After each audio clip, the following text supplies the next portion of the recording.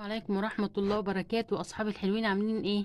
النهاردة إن شاء الله هنعمل لكم جولة جميلة جدا. بس الجولة دي مختلفة، مش جولة في بيت باربي، لا جولة في بيت سكيبر وجوني. زي ما انتوا شايفين كده. بس هوريكم الشكل العام بتاع البيت زي ما انتوا شايفين كده أهو. كده الصورة من بعيد. وهنبتدي طبعا أول صورة لينا هنا أوضة النوم بتاعة سكيبر وجوني اهي بالشكل ده كده. طبعا هنا الصور البراويز الصور. هنشيل السكيبر وهوريكم الشكل اهو. وهنا عندنا الكومودينو اهو بالشكل ده كده. طبعا انا مختاره الوان يعني مميزه شويه. مديانا شكل طبعا الالوان دي الرمادي والاسود والحاجات دي حاجات طبعا على الموضه، والشكل جميل جدا زي ما احنا شايفين. وهنا المرايه بتاعت الاوضه. ده السرير اهو. طبعا السرير ده معمول ب عارفين انتوا الفوم او الفل ده اللي هو محطوط في مثلا كرتونة لعبة او كرتونة حاجة. دي كان فيها قطعة فل طويلة كده كبيرة.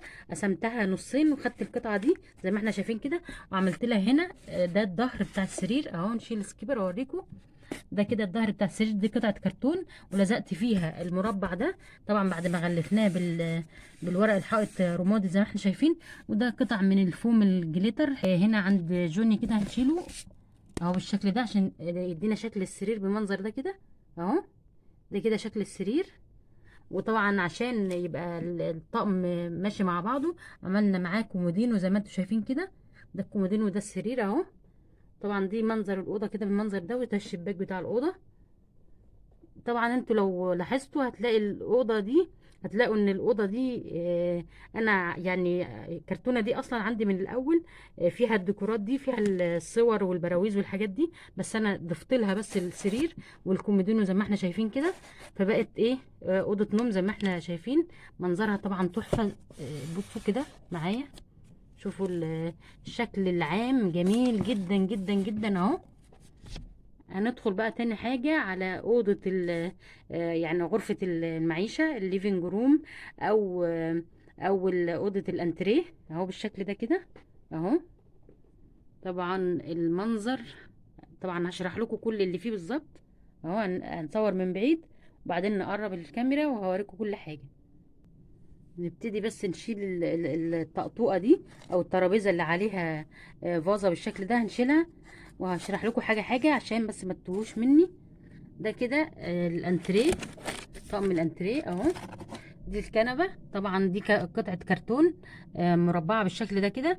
او انا ملزقه فيها الجنب ده والجنب ده كده بالجناب، 4 جناب زي ما احنا شايفين. وده الظهر بتاع الانتريه بالشكل ده. ودي الجناب بالايدين بتاعته من هنا. وعامله نفس النظام بس على صغير عشان يبقى ايه كرسي الانتريه زي ما احنا شايفين اهو. ده كده الكرسي بتاع الانتريه. ده الكرسي التاني اهو. كرسيين وكنبه بالشكل ده كده اهو. اهو من بعيد اهو عشان تشوفوا المنظر بس.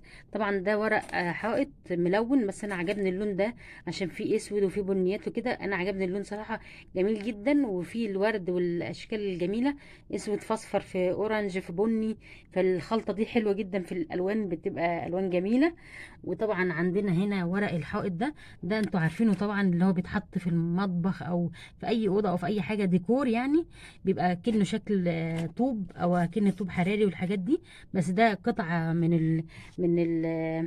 ال ايه ورق الحائط ده يعني عامل زي الفل كده. طبعا ممكن تكونوا خدتوا بالكم منه، اكيد عارفين ان هو نازل بقاله فتره. الوان كتير، في منه رمادي بني اسود ابيض. وطبعا الالوان المميزه الابيض والرمادي اللي هو عامل زي الرخام ده. فانا عجبني اللون ده ان لقيته ماشي مع لون الانتريه زي ما احنا شايفين البنيات. فالشكل العام ماشي ماشي معاه كويس جدا. وهنا طبعا ده ورق الحائط القديم اللي كان عندي.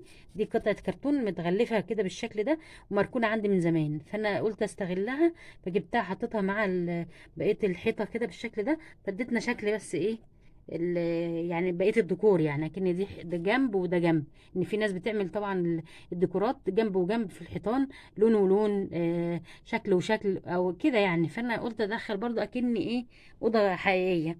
ودي الفرشه بتاعتنا، دي عباره عن ايه؟ دي النجيله اللي هي اهي بالشكل ده كده، بس انا قلبها على ظهرها عشان بس تليق مع، تمشي مع النظام الانتريه. لونها اسود، ما ينفعش ان انا احط اللون الاخضر ده معاه، مش هتبقى حلوه يعني. انا عايزه فرشه اكني سجاده، يعني اكني فرشه سجاده.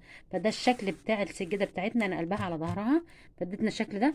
وهنا طبعا الطقطوقه بتاعتنا دي بكره مناديل، وغلفتها نفس لون الانتريه بتاعنا.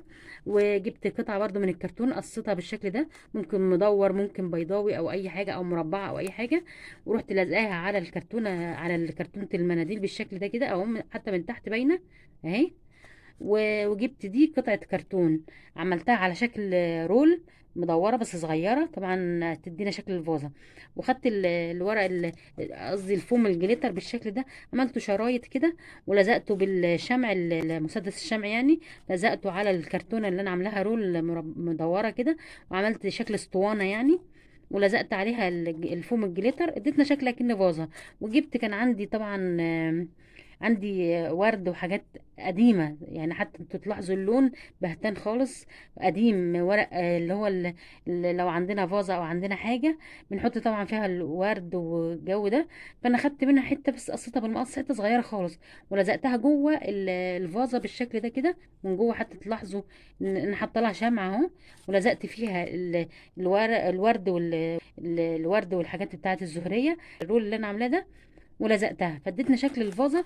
ولزقت الفازه كلها على بعضها كده، خدتها على بعضها ولزقتها بشمع برضو في الترابيزه من تحت، حتى تلاقوا الشمع كده باين اهو. دي لزقتها عشان بصوا كده تقع مني، تتميل شمال يمين، ما ايه الفازه ما تقعش من عليها. ويبقى شكل معانا بتاع الانتريه اهو بالشكل ده كده، يدينا شكل بس ايه، كمل الشكل الجمالي بتاع الانتريه بتاعنا. يبقى كده هنا اوضه النوم بتاعت جوني وسكيبر، وهنا كده الانتريه، اوضه المعيشه او الليفينج روم. وهنا المطبخ بتاعها اهو بالشكل ده كده. حتى نلاحظ ده المطبخ بتاع باربي، بس انا جبت قطعتين منه بس، ادي بس شكل الديكور المنظر العام بتاع منزل سكيبر وجوني. وهنا طبعا دي الورقة بتاعت